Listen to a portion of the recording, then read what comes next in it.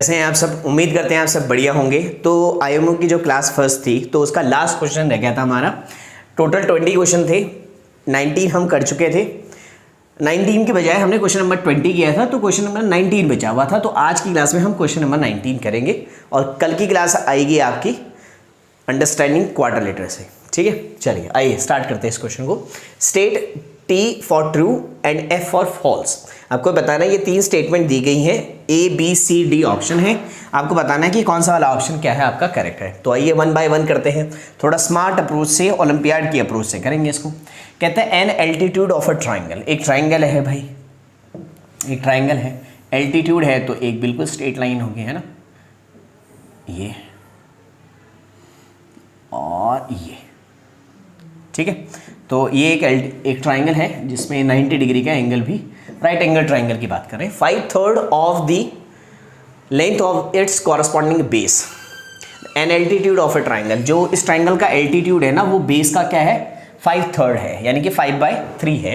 If the altitude is increase by 4 centimetre and the base be decreased by 2 centimeter, the area of triangle would remain the same. The base and altitude of the triangle respectively. base और altitude हमें दिए में 12 and 20। हमें ये check करना है कि ये वाली स्टेटमेंट इसके अकॉर्डिंग सेटिस्फाई हो रही है या नहीं हो रही।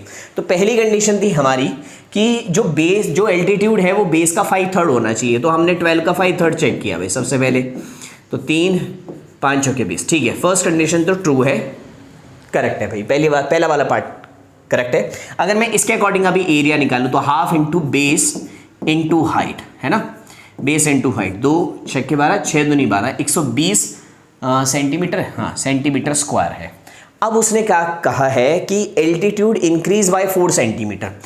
एल्टीट्यूड 4 सेंटीमीटर इंक्रीज होने का मतलब है कि एल्टीट्यूड अब हो गया 24, एरिया में तो यही आएगा, और and base decrease by 2, base 2 से डिक्रीज हो गया तो 10 हो गया।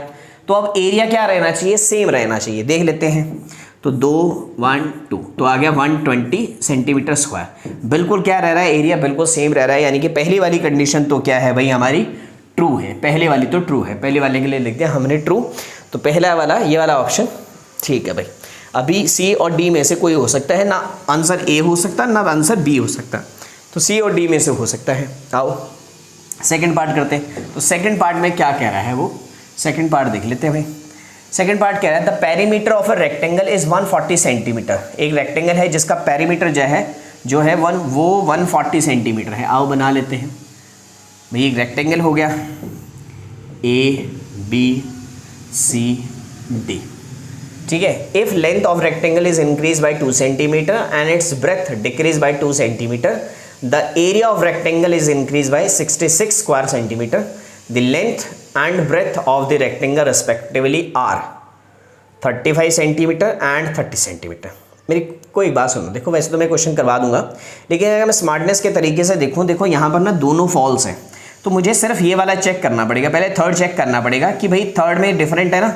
तो मैं टाइम बचाने के लिए क्या करूँगा, मैं सेकंड क्वेश्चन की बजाय सबसे पहले क्या करूँगा, थर्ड करना चाहिए मुझे, क्योंकि थर्ड में अगर ये ट्रू हुआ तो आंसर डी होगा, अगर ये फॉल्स हुआ तो ऑप्शन नंबर सी होगा। मेरे को सेकंड करने की जरूरत ही नहीं है, स्मार्ट वर्क ये कहता है, बट क्योंकि अंडरस्टैंडिंग के लिए हम ये क्वेश्चन कर रहे हैं तो एक बार समझाने के लिए वाला क्वेश्चन मैं आपको पूरा का पूरा करवाऊंगा। ठीक है, आओ चलो करते हैं। तो क्या कह रहा है इस वाले पार्ट में वो, the perimeter of rectangle is 140 centimetre. इसका जो पेरीमीटर है वो 140 सेंटीमीटर है।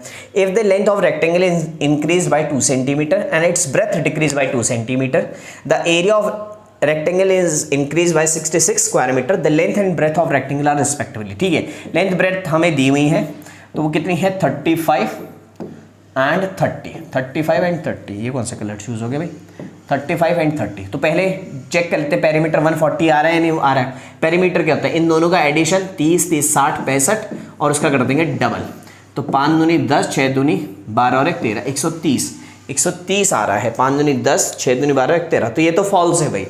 पेरीमीटर ही 140 सेंटीमीटर आना चाहिए था और पेरीमीटर 140 सेंटीमीटर आ ही नहीं रहा।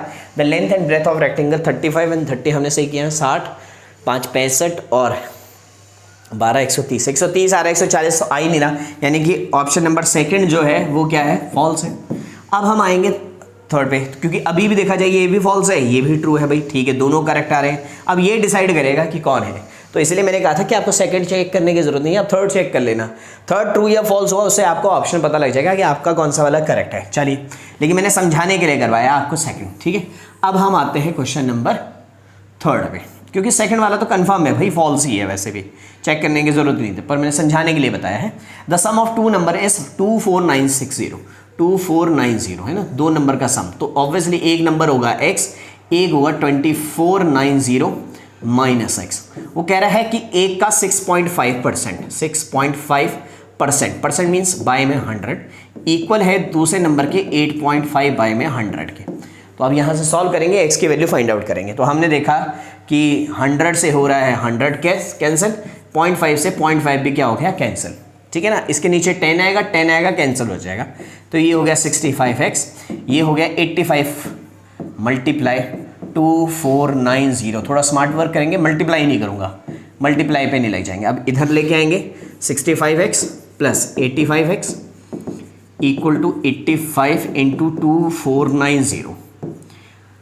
तो 10 8 6 14 15 150x इक्वल टू 85 इंटू 2490। तो x equal to 85 into 2490 divided by में 150। 5 से काट दें, 5 3 15, 5 एकम 5, 5 सत्ते 35।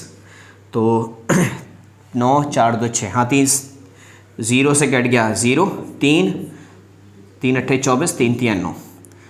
तो 117 3 51 और 3 51 का 5 बचा ना, और ठीक है 1411। चलो ठीक है, ओके है। तो यस, एक है 1411 आ रहा है। तो यानी कि जो करेक्ट आंसर है ऑप्शन के अकॉर्डिंग अगर हम चले तो डी नंबर जो पार्ट है वो करेक्ट है। ये ट्रू है, ये फॉल्स है, और ये भी क्या है आपका ट्रू। एक नंबर 1411 आ रहा है। तो उम्मीद कर रहे हैं आपको समझ आ गया है। आज की क्लास में इतना ही, मिलते हैं आपसे नेक्स्ट क्लास में, और नेक्स्ट क्लास होगी अंडरस्टैंडिंग क्वाड्रिलेटरल की।